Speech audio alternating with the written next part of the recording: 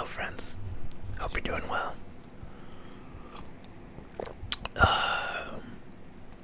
Question of the day. So we're 7 days into the year. We're 1 week into the year. What is something you've learned so far this year? Something, it's in the short period, in the 7 days. Either share a nice victory that has happened. Excuse me. A nice victory that has happened for you. Or something you've learned recently in the last week, in the last year. I learned 2 things today.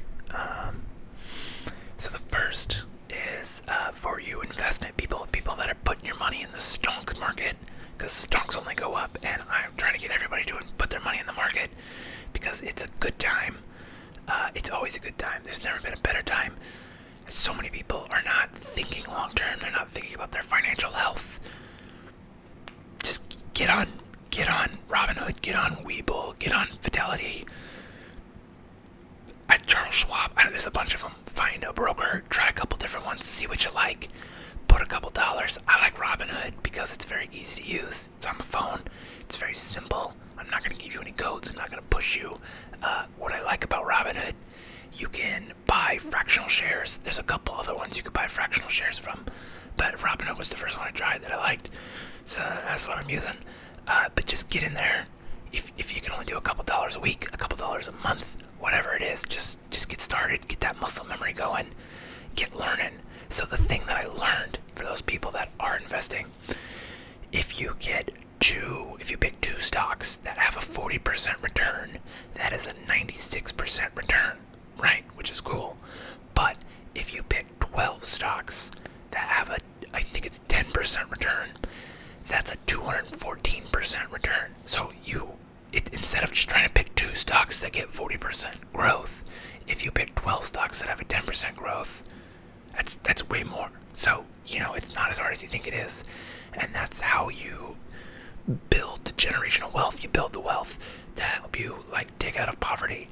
And so, again, if you can only get a couple bucks, put the couple bucks in, and over time it adds up, it builds up. Stocks only go up. That's not true. On a long enough timeline, and if you make smart plays, if you do your research, your money will give you value back, and your money will make money. And that is how you get wealthy, or at least less broke. So that's one of my goals for 2021, is to get more people investing money, getting people. I feel really strongly about that, is that you should learn, there are systems at play that work against us, but the thing is, you have access to a lot of those systems, and just because you decide not to play does not mean the system will not roll you. By not getting in the game, you are always losing. So think of it that way. Anyway, that's my little spiel. And the other thing I learned, what was the other thing I learned?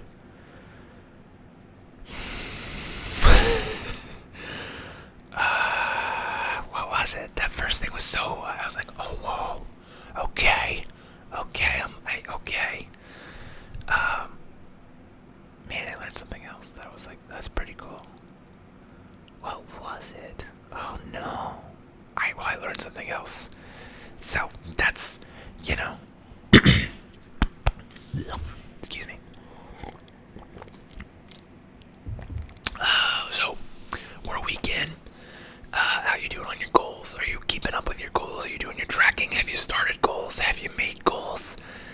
If you haven't, no worries. Pick something small. Just get doing it, whatever. It could be anything, Look at something you're already doing, and you want to just do it a little bit more, Figure out how much you do it every day, every week, and then stretch it just a little further and make that your goal for the year, and get after it. Yes. I want people we're going to live our best life. 2020 sucked, and we're going to turn off our phones. We're going to just stop doom scrolling, because it's not helping any of us.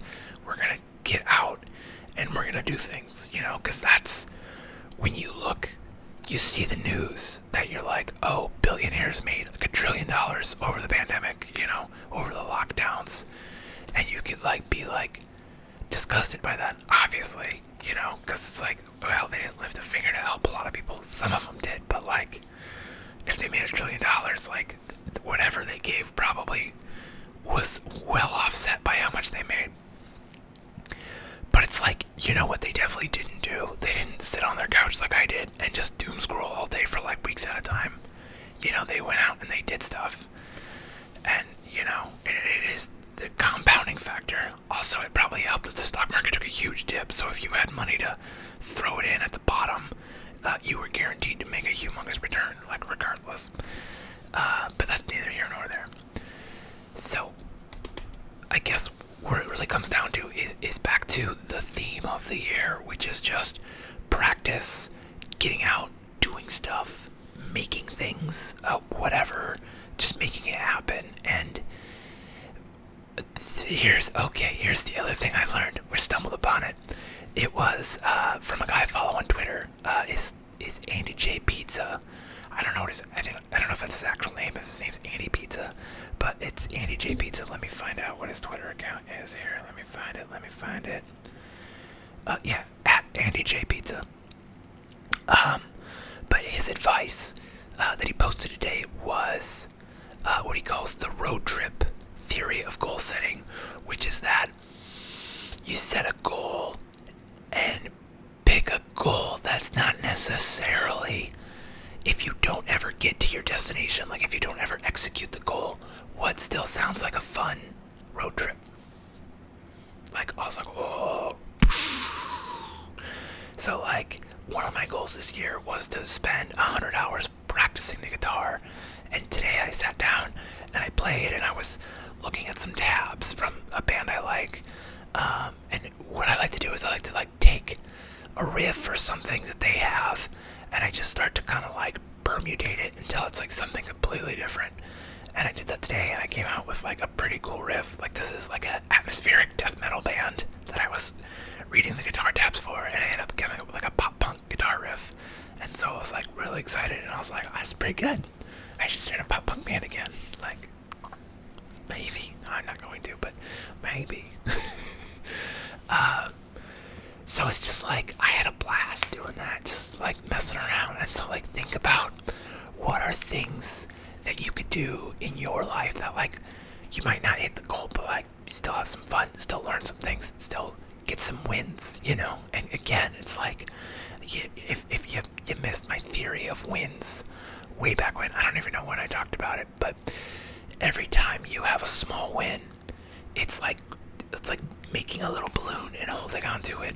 And your goal in life is just to have that up scenario where you have enough balloons and you take off, and then you're in the sky. And that's like especially true like if you feel like your life is in a pit, if you're in a hole, like you have a helium tank, you've got a sack of deflated balloons. Like, get on that helium tank and start filling up those balloons. And don't tell me like, oh, I don't have any balloons, like my life sucks. Like, yeah, your life might suck, but you can always do something about it. Just take ownership of your situation. And like, there's very little you can't work against, at any given time. You could always just like, you can be real with it, you could just fuck off and leave and just go somewhere else. Like, there will be consequences, and it's not going to be easy, but you can absolutely take everything you have and sell it and just move. Just go to a different city and start over. It sucks. It's going to be hard. You can file bankruptcy and just you just start your balloons. It doesn't matter how deep you are. There's no chance you can't not recover, or at least start to get back going in the right direction. You might not make it all the way out of the pit, but you can get out of the darkness a little bit, So, it's kind of my thought process. It's just like, what it takes is just like a lot of work. Like, you know how many balloons it takes to like hold on to and get up out of, and like to lift your body weight up. Shitloads, right? I don't know, someone's done the math somewhere, and it's probably 100,000 plus balloons. I don't know, something like that. So like, think of that, just like a lot of small wins. But the good news is, like, you can have multiple small wins in a day, like, and you could even get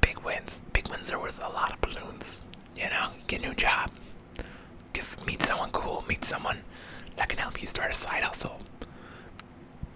There's a lot of ways to do it. It just depends on what your goals are and how you want to, what your definition of success, because it's different for everybody. That's an important thing to remember. I feel like a lot of people judge people because they're applying their lens of what success is onto other people, and they're not like realizing like other people's definition of success could be vastly different. You know, some people just want to have a good time, and that's fine. You know, other people want to just sit on a pile of money like a dragon, like Jeff Bezos. And you know what? I mean, fuck him, but like, that's his definition of success, and he's doing it. So, Godspeed, Jeff Bezos, you fucking dragon. Like, sit on your hoard of gold. And then there's people like Elon Musk who want to go to Mars. So it's like, he's the richest person in the world, but he's not at Mars, so he's not happy. So, you know, I mean, maybe he's happy. I mean, I would be happy being the richest person in the world, but he wants a Mars base, you know, and he's gonna keep going till he can fly to Mars and sit on the moon and piss on the Mars surface. I don't know what's going on in his head. I follow his Twitter feed, and he's an interesting human. So I'll say that.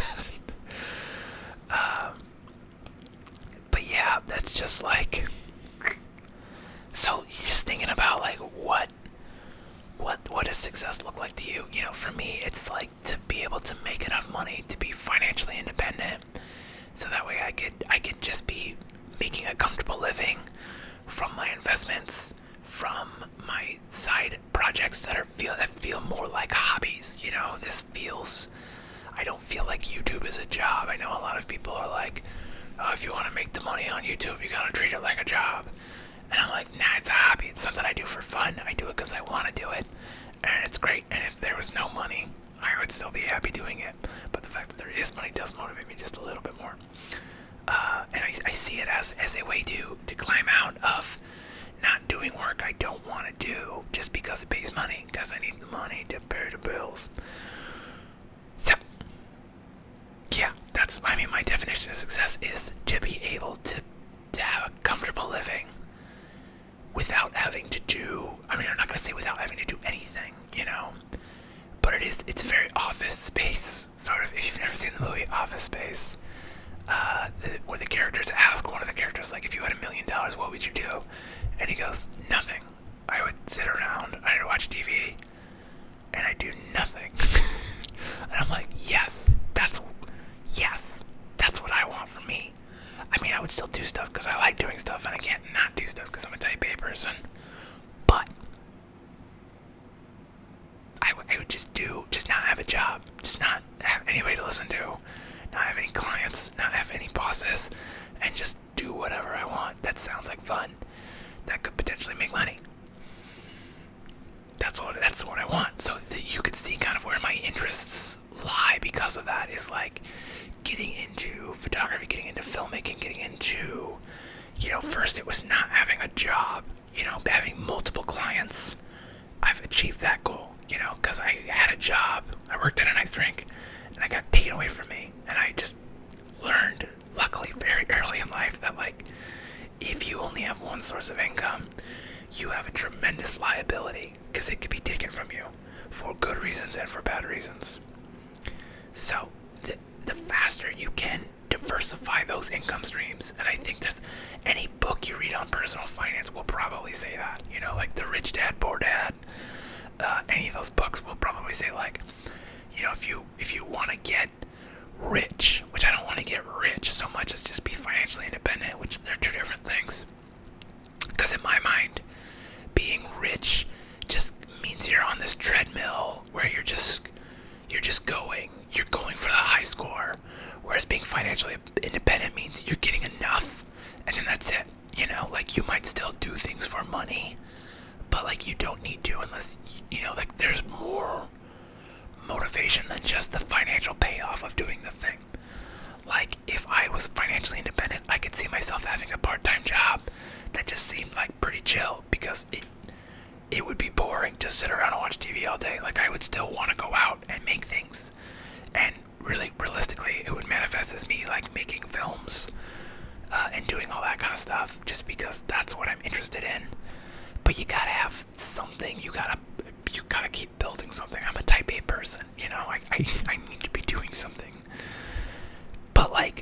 idea of using like money as a barometer for like how well you're doing doesn't. I don't care about that. I care more about the validation from doing good work than I do from the paycheck that comes from it. I would rather work for free, making good work for cool people, where I get final cut. Final cut is where you just say like, this is it. Here you go. This is my thing that I made for you, and they can't say anything about it. That's what I want in life. Just be able to have that. And if I was financially independent, I could see myself going to like nonprofits that I thought had cool missions and being like, let me help you make stuff, And that's just what I would do with my time. And maybe I would charge them a little bit of money, but maybe I would do it for free for, certain ones. Because there's some that I would love to do it for, and they have more than enough money that they could give me something. And then there's some that have no money, and so like I could take money from the big ones and give it to the little ones and just do free work for everybody, and it's just great. It's just great. It sounds like a good living, right? Of course, I'll still make ASMR videos. You're welcome, America, and everywhere else. Man, I'm hyped up today. I don't know if you can. It's because I wrote a guitar riff like 10 minutes ago. Well, obviously 16 minutes, 17 minutes ago. Maybe longer. I'm just having a pretty good day, I feel like I'm kind of coming out of the last couple days, like this week, I've been kind of lazy, but like today I was like, okay, we're 1 week in. I need to sit down. I need to get some stuff. I need to put some numbers up on my scoreboard, on my productivity, my Google Sheets that I track my goals on. I'm like, okay, I'm behind. I need to not be behind. I need to be productive. Sat down, edited some photos, bought some prints of my own photos, mostly for my girlfriend and my mom, who like wanted a photo of me, so I put some together. Edited photos from a job I just did the other day, and wrote a guitar riff, so now I'm making an ASMR video. I'm gonna get on my bike after this. I'm gonna sit down and write some movie reviews and get that movie review channel going finally. Again, I keep saying that and I just like don't put effort into it, but I think I just need to be less precious about it and just go, because that's what has done good on this channel, is I just like sit down and record. Here we go. That's what you gotta do. You just gotta sit down, hit record, and go. Put your butt in the seat, start typing, or go walk out. Whatever the thing is, that you want to do, just go start doing it. And like, again, very rarely, unless you want to be like a superhero or something, like death is not the most likely option. You want to be like an extreme sports guy, then yeah, don't go out and try to like Tony Hawk it or whatever, but like go learn how to ollie in the grass. Like, you could do that. I mean, you still might break your arm, but like you're probably not gonna die. Probably. I don't take any liability if you try to ollie in the grass and break your neck and die. That's on you. Wear a helmet. But there are minimum things you could do to reduce the risk enough that it's like the odds of catastrophic failure are very low for most, especially like entry level things. Like, you want to start a YouTube channel, go. You got your phone. Today, go do it today. Just make a video. Don't tell your friends. Just make one. See how it feels, and then make 9 more. And once you make 10, you look at the 10th one. You look at the first one. And you're like, wow, the 10th one is way better. And then you make 10 more, and that 20th one, you're like, that's pretty good. You upload that one, and that's your first one. And you've had 19 experience, and people are like, wow, this guy's a natural. This girl's a natural. This person's a natural. Whatever. That's my advice. Just get started. Accuracy through volume. All gas. No brakes.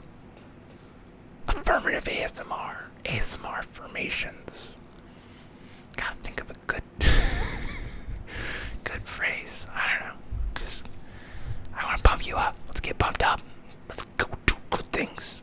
And let's manifest the life we want with hard work, with ownership, with taking responsibility for our life, for our situation, taking ownership of what our environment is to such an extreme degree that people will think we are crazy people. And that's how you just look at everything. Like, it's on me. It's my fault. Whatever it is. If we do good, I had a hand in that. If it does bad, I had a hand in it going bad and not going better. And if you look at everything through that lens of like, what is wrong with your life? How can you fix it? What is good with your life? Who helped you? Those are the two lenses you should be looking through. You should be looking through this lens of what can I do to fix things, and looking through this lens of like, who has helped me get where I am. Because if you're showing that ownership and that gratitude, oh buddy, you got a stew going. I don't know if you've watched Arrested Development, but I've been thinking about Carl Weathers. Baby, you got a stew going. Just because I've been watching The Mandalorian. So, but yeah, let's get a stew going with gratitude and ownership. Finger guns. Anyway, as always, thank you so much for watching. Hit the like button, drop comments, subscribe if you haven't. If you made it this far and haven't subscribed, what the hell? Hit the fucking button, dude. Or I'll find you. Probably not, because I'm too busy. I can't do threatening ASMR, but I'm gonna. Coming for you. This is my mean face. Does it look like I have to take a shit? That's one of my favorite jokes from a movie called Let's Go to Prison. You should watch it because it's good. It's got Will Arnett in it. He's in Arrested Development. And Dax Shepard. He's married to Kristen Bell, which for that dude is just killing it. So, anyway. Thank you for watching. Like, subscribe, comment, all that stuff. I'll see you next time. Go get some sleep.